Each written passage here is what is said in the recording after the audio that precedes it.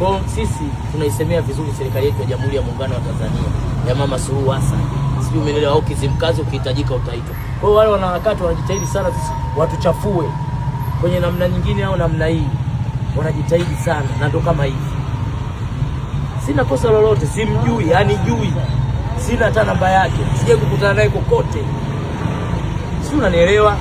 Lakini ghafla tunatokea kunichafua kwenye mitandao ya kijamii. Kutokana naona na upendo wetu tunapopenda serikali yetu na tuna misimamo. Si unanielewa? Kwa hiyo mimi namuona huyu ni mtu mjinga na nataka niombe wanahabari, natoa fundisho ili hata kwa mwingine akija kumfanyia mtu mwingine kama hivi ni kosa kubwa. Ajutie. Kwa hiyo isije kwa tena usubutu kwa mtu mwingine aogope, tuheshimiane.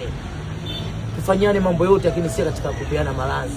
Na unahakikisha wananchi kuwaaminisha. Najua wengi hawezi kuwaaminisha, wengine wataamini, wengine hivi. Kwa hiyo leo yule nataka nimfundishe ili watu wasije kumwamini tena. Wajua kabisa kwa yule mwanaharakati ni mchochezi na muuaji. Si unanielewa na habari? Maisha yangu yote simjui hata kichogo chake kikoje. Na mimi neno langu la mwisho aliponichafua nilimfuata DM. Nikamwambia wewe kichogo una lolote. Sawa bwana, unitishi chochote. Kichogo kama kengele ya Sabato ndio kisa kilianzia hapo. Kwa nini unaniambia mimi kichogo? Kataaruki. Ndio akaanza kutiririka. Nitakuonyesha, sijui nitakupa nini. Mimi sijui nini, vitu vingi ujue, mimi sijui kusoma.